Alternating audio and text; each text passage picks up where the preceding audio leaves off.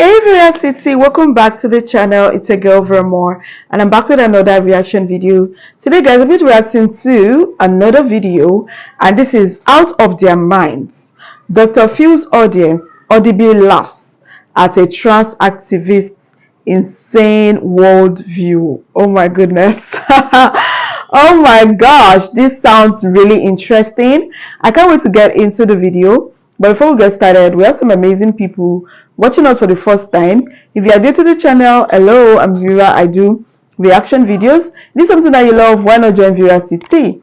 Hit the subscribe button below, turn on the post notification bell so that you can always be the first person to know whenever a new video drops. And that's guys, let's get started. Sandy Moore, a transgender activist, confidently claimed during a Dr. Phil episode that at 3, 4, 5, they know who they are in referencing to children understanding of their gender identity. Rob, if you can pull up this video, provoking laughter from the audience. When pressed about the age at which children supposedly understand their identity, Moore reiterated, and I'll let you watch the clip. Go ahead, Rob. Well, if children know who they are, which they do, and their parents seek out the information to help them be happy in their skin, who are you to block them from doing that? I think the important question was if children know who they are.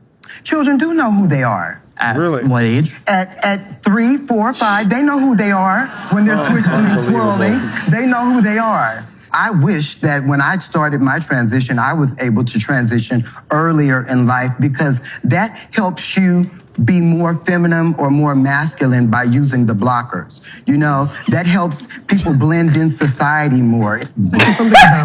I'm sorry. She said kids know who they are. Ow. At 2, at 3, you know who you are. Are you serious? Honestly, I can't even remember what I did at 2 years old. I don't even remember anything I did at 3 years old. I think the age where I started remembering things was when I was 7, and it's just not really, I can't really remember everything. I mean, I can't remember things I did when I was 2. How am I supposed to know that? I can't remember anything I did when I was 5. You saying kids know who they are from 3, 2, come on, that is hilarious. You know what? These trans people, they're insane. Anyways, let's go on, guys. Idea that kids know who they are. I think the very existence of detransitioners shows that that's not true. Because these kids arrived at the clinic confident, 100% convinced that they knew who they were. Their parents were 100% convinced, apparently because they gave consent, that these treatments are correct. And yet, these kids, very shortly after they got double mastectomies or subjected their bodies to irreversible, often sterilizing treatments, and by the way, if you do the full course of medical transition, even just hormonal, it is guaranteed chemical castration for the rest of your life. And these kids went into that office knowing who they are, and yet very quickly after that regretted it. And no less important, the doctors who saw them were convinced that these kids know who they are, and they got it But wrong. how often does that happen? Okay, so great question. Now he sounds like a man. In order to have a good, reliable picture of the rates of detransition, we're going to have to wait at least another decade, probably 2. That's, by the way, what clinicians in Europe are saying now, because regret can take a long time to manifest. If you got your breasts amputated at the age of 15, the full consequences of that may not be apparent to you until you're in your mid-30s and can't breastfeed. But current research does show, I mean, we have one research paper from 2021 that showed a 30% discontinuation rate of hormones. And, that rate is likely to go up and up and up because the protocol being used at these clinics is kids know who they are. There's no safeguarding, there's no second guessing of a kid's stated identity. And the fewer safeguards we have, the less questioning that we do of these kids' motives and mindset, the higher the rate of regret and detransition and medical harm is going to be. I just want to say one thing. This is why we need freedom of speech in this country.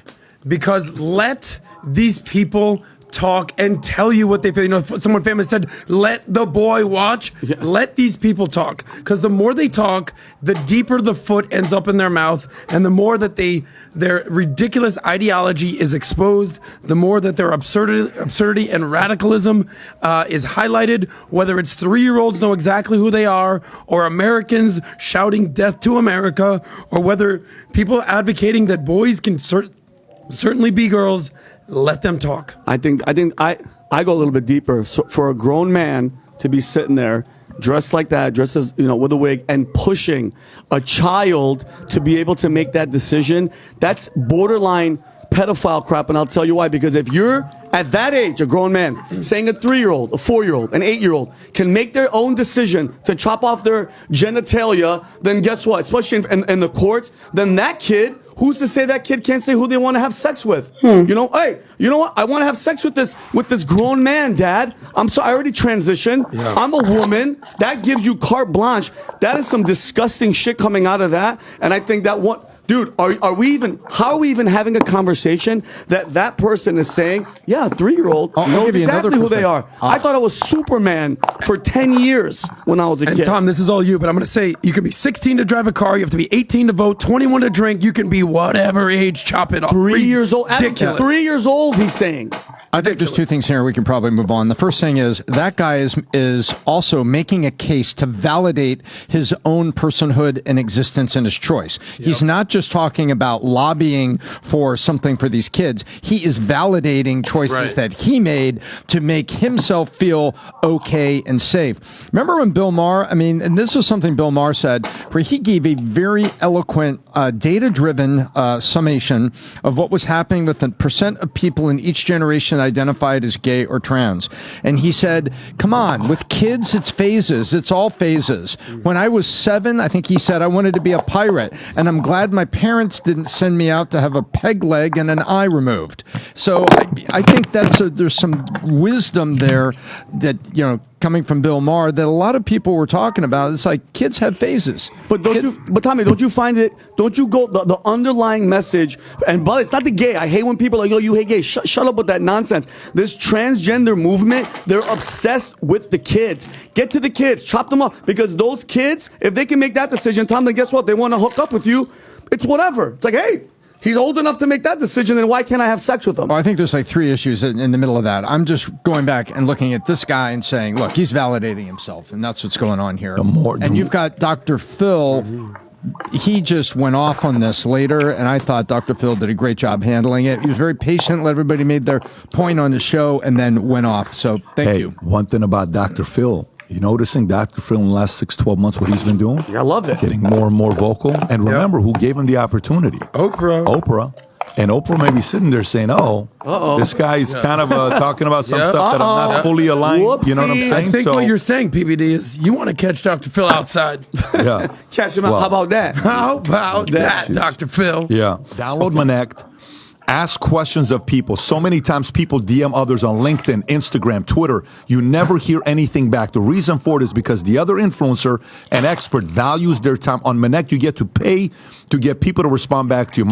One of the things we put up on Monect app, which I love, you can go to any expert and see how quickly they respond, what percentage at a time, and you'll see some of the guys will be 100% within 1 day. Some of the people will be 70%, 3 days. On Monect, on average, 85% of the time, you get a respond back from people because you're paying for them. And we just announced a Monect contest to come to South Florida and have dinner with us at the legendary Casa D'Angelo restaurant. On the house, we'll pay for it. And then afterwards, we'll go to our cigar lounge, have a bunch of cigars, conversations, poker, domino, and all the Monectors get to collaborate together. And simultaneously, we have a contest that we're running. Here's a contest. Lightweight experts, middleweight experts, heavyweight experts. You got a home team. Lightweight is anybody that's never downloaded the app before and they've never done a Monect before. Middleweight is anybody between 1 to 50. Heavyweight's going to be the ones that have done 51 plus Monects. We already listed out some of the names right now. Dustin, Calvin, and G, Dennis, Pontiff, Ben Pappas, Chris Como. Home team, it's going to be us competing. Then new users. You're not an expert. You just have a lot of questions. Whoever asks the most questions, new signups versus those who are existing users. If you've never used it, you're competing in this category. If you have used it, you're competing in the other category. And every day this Leaders Bulletin updates. The top 3 get invited to come to Florida. You pay your flight, you pay your hotel. We take you out to dinner at Casa, then we go to the cigar lounge together and spend a few hours together. Number 1 in each category will sit at the head table with me, but top 3 will be invited. And we will most likely do a raffle for each category that will pull somebody out. And again, you'll be with myself, Adam, Vinny, Tom, our crew. And we'll show you around all the other things that we're doing as well. Cannot wait to see you guys there. That QR code on the top right shows the Leaders Bulletin on every day. It'll be updated to see where you rank. If you can go on the Leaders Bulletin, Rob, so people can see it. Every day you'll have an update on Manect's Leaders Bulletin to see who you're competing with, at what level. Again, go to the other QR code for them to download the app so they can get started. Go on Apple, Droid, download the app Manect. Start Manecting today, and hopefully we'll get a chance to have dinner together. This contest starts today. April 16th, ends May 31st, and the dinner will be a date we'll send to the people that qualify in June. So looking forward to seeing you guys compete. Nice. And it's actually still open. So if you like this clip and you want to watch another one, click right here. And if you want to watch the entire podcast, click right here. Okay, this is amazing. Wow, that woman must be out of her mind, because why would you tell me that a 3-year-old, a 2-year-old, you already know who they are? When I was a child, he said when he was a child, he thought he was Superman. When I was a child, I would say, oh, I want to be a doctor, I want to be a doctor, I want to be a doctor. Today, I am not a doctor. But anyways, I'm still in the medical field, yeah. It's just hilarious and crazy. One thing about the trans people is that they want to be accepted. They want to be accepted. They fight so hard to be accepted. You know, trying to change who you are is not easy. You were born a woman, but you want to be seen as a man. You were born a man, but you want to be seen as a woman. And you want people to accept you like that. You want people to respect you and stuff like that. So they end up saying different things. I know some trans people might actually be watching this video. I'd love to hear your thoughts on this. I'd love to know your comment. What do you think about this video? And if you're not trans like me, and I would also love to hear your opinion. What do you think about this video? Drop a comment down below. If you enjoyed this video, give it a huge thumbs up and please share this video. And if you're new to the channel, join VRCT. Hit the subscribe button below, turn on the post notification bell so that you can always be the first person to know whenever a new video drops. Thank you guys so much for watching. See you in my next video. Bye.